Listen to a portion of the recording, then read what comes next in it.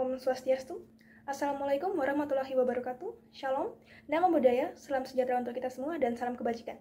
Kami dari kelompok SGD 26 akan mempresentasikan hasil dari student project kami pada mata kuliah IPE 2. Anggota kelompok dari SGD 26 dapat dilihat pada list berikut. Baik, skenario yang dibahas pada kali ini yaitu skenario 2, di mana seorang dokter di sebuah rumah sakit menangani kasus Nyonya H, 35 tahun, G21, hamil 12 minggu, yang masuk ke rumah sakit akibat vertigo yang hebat.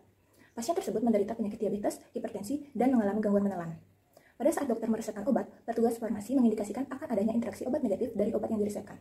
Namun, petugas farmasi tidak ambil pusing, dan tetap memberikan sesuai dengan resep yang diberikan. Pada saat akan diberikan, perawat pun langsung memberikan sesuai dengan takaran tanpa ada instruksi yang jelas dan tidak sempat menanyakan ke dokter, sebab dokter yang memberikan resep sudah berganti shift. Nutrisionis tidak mengetahui pasien tersebut mengalami gangguan menelan, sehingga memberikan makanan sesuai dengan menu diet diabetes dan hipertensi. Akibatnya, pasien kesulitan saat makan dan keadaan umum tidak kunjung membaik. Keluarga pun merasa tidak puas karena informasi yang mereka tanyakan selalu mendapat jawaban yang berbeda dari setiap petugas kesehatan yang bertugas memeriksa maupun merawat Nyonya H. Di sini saya akan menjelaskan mengenai step 2, yaitu mendefinisikan masalah. Yang pertama, apa pentingnya evaluasi psikologis dalam kasus pasien dengan penyakit kronis dan gangguan fisik yang kompleks seperti Nyonya H? Yang kedua, apa penyebab utama terjadinya interaksi obat negatif pada kasus Nyonya H dan mengapa petugas farmasi tetap memberikan obat sesuai resep meskipun sudah mengetahui potensi interaksi tersebut? Yang ketiga, bagaimana hubungan antara komunikasi antar profesi terhadap kualitas pengobatan pasien dan kepuasan keluarga pasien terhadap layanan kesehatan yang diberikan. Saya akan melanjutkan penjelasan mengenai step 2. Yang keempat, apa dampak dari kurangnya komunikasi dan koordinasi antar tenaga medis dalam menangani kondisi pasien yang memerlukan keterlibatan antar profesi medis. Yang kelima, bagaimana komunikasi antar tenaga kesehatan dalam menangani pasien dengan kondisi medis kompleks. Dan yang keenam, mengapa perawat memberi obat tanpa instruksi yang jelas dan tidak berkonsultasi dengan dokter, serta bagaimana pergantian shift dokter mempengaruhi komunikasi antar tenaga kesehatan. Di sini saya izin untuk melanjutkan mengenai step 2 tentang mendefinisikan masalah, di mana yang ketujuh adalah apa dampak dari nutrisionis yang tidak mengetahui adanya gangguan menelan pada pasien sehingga memberikan diet yang tidak sesuai. Kemudian yang kedelapan, bagaimana kurangnya koordinasi dan komunikasi antara tenaga kesehatan yang mempengaruhi kondisi kesehatan dari Nyonya H. Kemudian yang kesembilan, apakah ada mekanisme komunikasi atau pelaporan yang jelas antara petugas farmasi dan juga dokter saat terjadi potensi interaksi obat. Ini saya melanjutkan pembahasan mengenai step 5 yang berisi tujuan belajar atau SLO. Jadi tujuan yang pertama yaitu memahami pentingnya komunikasi efektif antara tenaga kesehatan meliputi dokter, perawat, apoteker, dan nutrisionis dalam penanganan kesehatan pasien dengan kondisi medis yang kompleks. Kemudian yang kedua yaitu mampu mengidentifikasi dampak dari kurangnya koordinasi antara profesi kesehatan terhadap keselamatan pasien dan kualitas pelayanan kesehatan. Kemudian tujuan yang ketiga yaitu mampu mengevaluasi hubungan antara komunikasi kolaboratif antara tenaga medis dengan kepuasan keluarga pasien dan keberhasilan terapi. Saya izin untuk melanjutkan presentasi mengenai poin 4, 5, dan 6 terkait tujuan belajar SLO. Yang keempat yaitu memahami mekanisme komunikasi lintas shift antar dokter, perawat, apoteker, dan nutrisionis yang baik, jelas, dan dengan informasi yang lengkap. Yang kelima, memahami etiologi dan patofisiologi dari vertigo, diabetes, hipertensi, serta gangguan menelan pada ibu hamil. Dan yang keenam, mengidentifikasi potensi interaksi obat yang dapat terjadi pada pasien dengan penyakit komorbid dan kehamilan. Agar saya melanjutkan presentasinya, sini akan melanjutkan pada bagian tujuan belajar atau SLO yang ke-7 dan ke-8. Di mana tujuan belajar kami yang ke-7 yaitu menyusun rencana asuhan yang tepat bagi ibu hamil dengan komorbid dan kondisi khusus seperti gangguan menelan. Yang ke-8 yaitu mampu memahami bagaimana cara mengkomunikasikan interaksi obat, dosis obat, dan cara pemberian obat yang baik dan jelas oleh setiap tim medis, terutama untuk pasien dengan penyakit kompleks. Pada step 7, mengenai pembahasan SLO. Khususnya saya akan membahas mengenai SLO nomor 1, yaitu memahami pentingnya komunikasi efektif antar tenaga kesehatan seperti dokter, perawat, apoteker, dan nutrisionis dalam penanganan pasien dengan kondisi medis kompleks. Komunikasi efektif antar tenaga kesehatan seperti dokter, perawat, apoteker, dan nutrisionis sangat penting dalam menangani pasien dengan kondisi medis kompleks.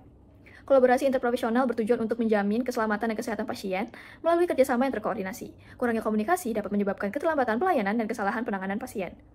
Melalui komunikasi yang jelas dan terstruktur, setiap profesi dapat memahami peran, tanggung jawab, serta kondisi pasien secara menyeluruh. Hal ini mencegah kesalahan seperti interaksi obat berbahaya atau diet yang tidak sesuai, serta meningkatkan efisiensi pelayanan.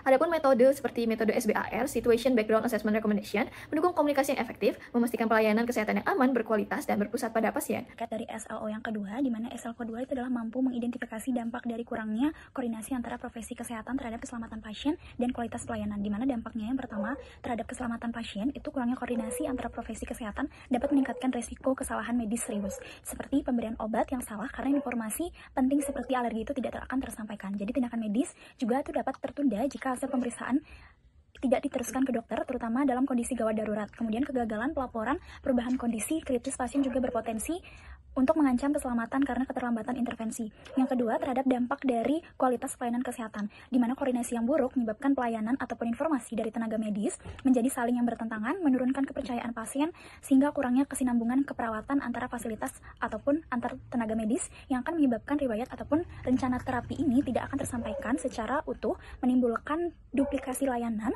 dan membahayakan pemulihan pasien pastinya, serta menurunkan kepuasan keluarga terhadap pelayanan. Lanjutkan untuk SLO ketiga, yaitu mampu mengevaluasi hubungan antar komunikasi kolaboratif antar tenaga medis dengan kepuasan keluarga pasien dan keberhasilan terapi. Komunikasi antar profesi medis yang kolaboratif berpengaruh kepada kepuasan pasien dalam menjalani pengobatan dan perawatan.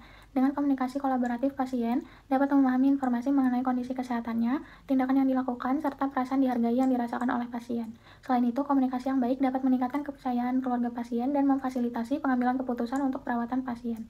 Oleh karena itu, komunikasi yang kolaboratif antar profesi sangat penting dilakukan untuk mendukung dan meningkatkan kualitas perawatan pasien. Pembahasan mengenai SLO nomor 4, yaitu memahami mekanisme komunikasi lintas shift antar dokter, perawat, apoteker, dan nutrisionis yang baik, jelas, dan dengan informasi yang lengkap. Pertama, menggunakan metode SBAR, di mana SBAR ini merupakan cara komunikasi antar profesi dan shift dengan singkatan kepanjangan dari situation, background, assessment, dan recommendation untuk memastikan informasi pasien tersampaikan dengan jelas. Yang kedua, yaitu serah terima terstruktur, yang dimana setiap shift wajib melakukan serah terima langsung dan terdokumentasi, mencakup kondisi terkini, data lengkap, dan konfirmasi informasi antar kesehatan. Lalu, yang ketiga itu ada kolaborasi antar profesi, di mana dokter, perawat, apoteker, dan nutrisionis harus berdiskusi bersama jika ada perubahan terapi, interaksi obat, atau kebutuhan diet khusus. Lalu, dokumentasi yang jelas, di mana setiap komunikasi penting harus dicatat dan direkam medis, termasuk instruksi lisan yang dikonfirmasi dan terverifikasi oleh dokter dalam 1x24 jam. Lalu yang terakhir, informasi konsisten ke keluarga, di mana informasi kepada keluarga pasien harus disampaikan secara konsisten oleh petugas yang memahami kondisi pasien untuk mencegah kebingungan. Nah, selanjutnya adalah memahami etiologi dan patofisiologi dari vertigo, diabetes, hipertensi, serta gangguan menelan pada ibu hamil. Nah, vertigo pada ibu hamil itu umumnya disebabkan oleh perubahan hormonal dan vaskular yang akhirnya mempengaruhi sistem vestibular seperti BPPV atau neuritis vestibular. Nah, yang kedua ada diabetes gestasional. Itu terjadi akibat resistensi insulin oleh hormon plasenta dan gangguan dari sekresi insulin.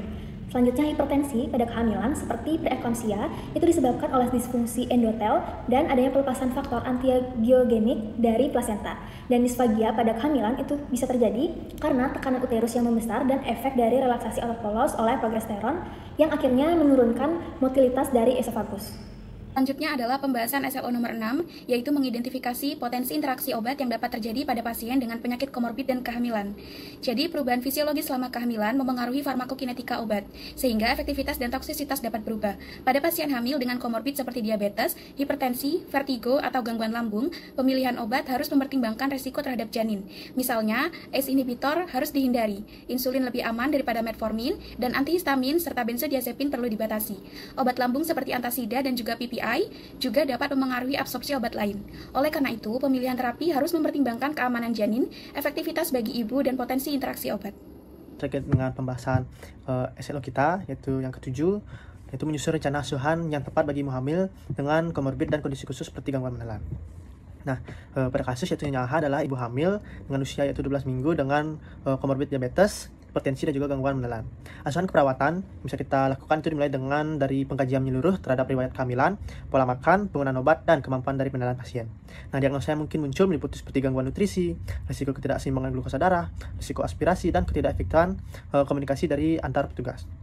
Nah, intervensi meliputi koordinasi antar profesional itu untuk mencegah dari interaksi obat, pemberian diet lunak yang sesuai dengan kondisi pasien, dan juga edukasi posisi makan yang aman dan komunikasi efektif juga dengan keluarganya.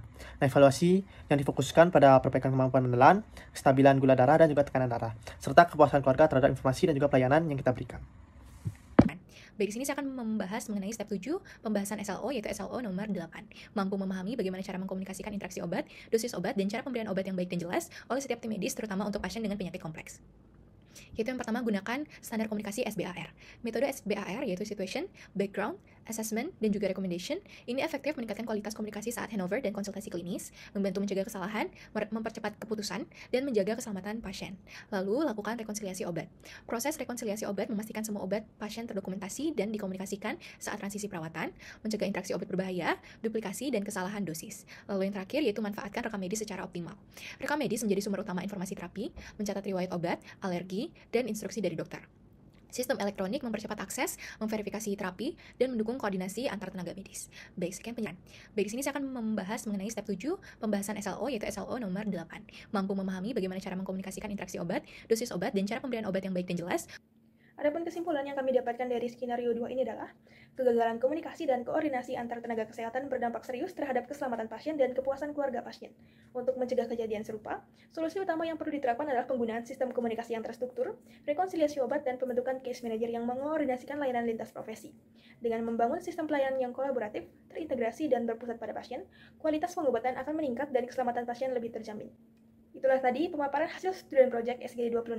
Terima kasih atas perhatian yang diberikan. Kami tutup dengan Parama Santi. Om Santi Santi Santi Om.